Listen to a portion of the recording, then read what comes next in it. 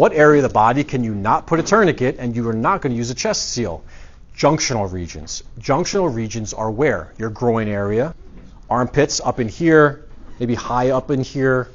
Junctional regions, you're going to go right to wound packing. I have my wound packing gauze. I'm going to open up my wound packing gauze while somebody's holding pressure, put it into one hand. I'm going to grab one side of this. This is compressed gauze, so it kind of sticks a little bit and you have to open it. The other one just pulls right apart. It is Z-folded. It literally just comes out and it's packaged like this. So we have the wound here. What I'm going to do, depending on the size of the wound, stick 1 or 2 fingers inside there and try and see if I can locate the area where it's bleeding. All right. So I may use 2 fingers, I may use 1. For this one, I'm going to use 1. I'm going to go ahead and try and apply digital pressure to where I think it's bleeding or where it is bleeding. All right. I'm going to take a best educated guess. Don't take 5 minutes doing this. I'm then going to take the gauze with my other hand. I should have made a little ball. And I'm going to go ahead and I'm going to push and replace. Push that ball down there, lift this finger up slightly, and push that gauze right where it's bleeding from. So now that gauze is directly on that bleeding vessel.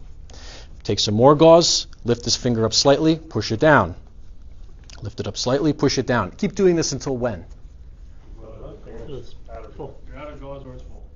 If you're out of gauze, keep finding something else to put in there, right? So, or use a second gauze, but yes, until it's full. So I'm going to keep push and replace, push and replace, push and replace, until it's packed full. What if I have all this gauze left? You notice I was holding it in my hand and just pulling it through my fingers. A lot of times I'll see people like drop to the side. There's little tricks where they throw it over their shoulder or shove it in their shirt. You can do that. Just try not to put it into like the blood that's on the ground or the dirt or the wetness, whatever. Right? Counterproductive. You can hold it and just feed it through your fingers.